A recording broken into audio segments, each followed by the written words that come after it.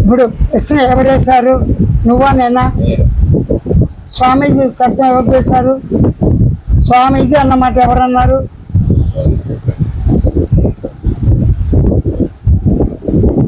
నేను ఏ సందేశం ఇస్తాను చెప్పగలను. ఇంకోటి ఏమి ఇస్తావు? ఎక్కడి నుంచి వచ్చారు? పేరేంటి? ఇదే ప్రశ్న నేను నిన్ను అడుగుతా. నీ పేరేంటి? అంటే శరీరం పేరా, కన్నుకు పేరా, దేహానికి పేరా? నీ శరీరానికి వెంకట్రావు, ది వెంకట్రావు. మార్చుకోవచ్చుగా ఇష్టం లేకపోతే? ఎవరి పేరు? నా అంటే ఏంటి? What is your name? నేను నేమ్ ఏంటంటే దేహం గురించి.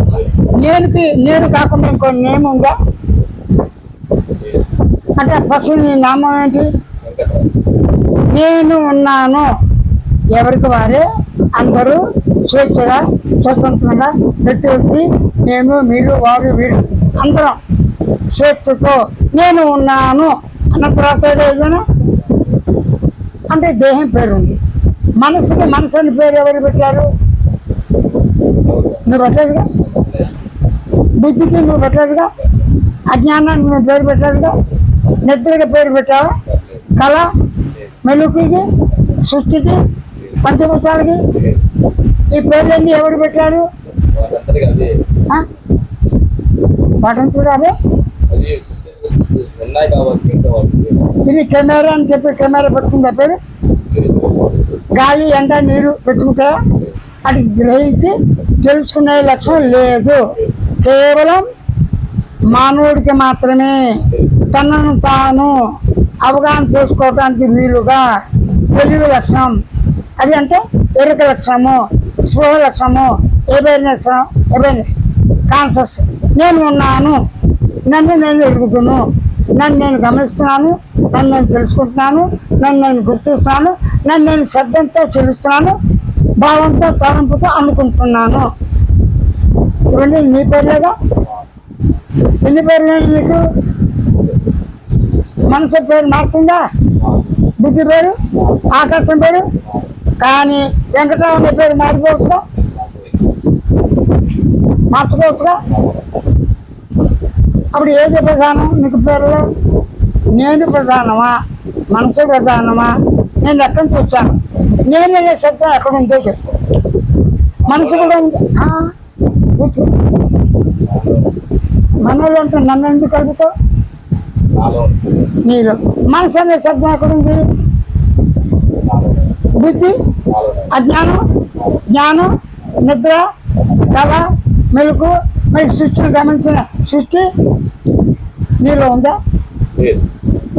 ఇన్ని ఉంటే అది ఎందుకు లేదు?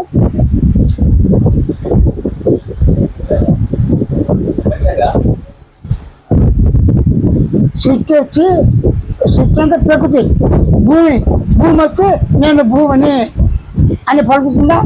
ఆ భూమి అనే పేరు ఎవరు పెట్టినా భూమి అంటాం కదా.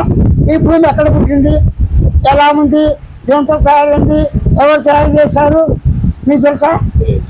నీ కళ నీకు తెలుసుగా. నేనుకి ఆకారం లేదు, కానీ ఆకారం లేని నేనులోంచి వ్యక్తులు వచ్చేది. కానీ నేనులోంచి కళ వచ్చిందిగా.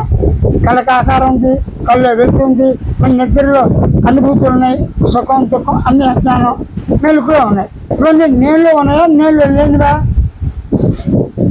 వ్యక్తంలో లేని చెట్టు ఆకారం, బొమ్మ, రెమ్మలు, పళ్ళు, ఆకులు, వంకర తీగలు అన్నీ ఉంటాయి.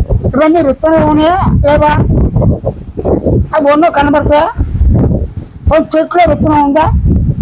ఉండాలిగా. కనబడదు. నువ్వుల్లో నూనె కనబడుతుందా? చెట్టు కనబడుతుందా? నువ్వు తీస్తే ఏమవుతుంది? బయటకు వస్తుంది. అంతేనా? ఆ విధంగా నేను ఉన్నానని నేనుకి తెలివి. ఆ తెలివే విత్తనం. ఆ తెలివిలోంచి ఈ సృష్టి, ఈ స్థితి, లయ, ఈ మొత్తం జగత్తు, ఆకాశం, నిండి, దేవుడు ఉన్నాడు లేడు అన్నీ కూడా నేను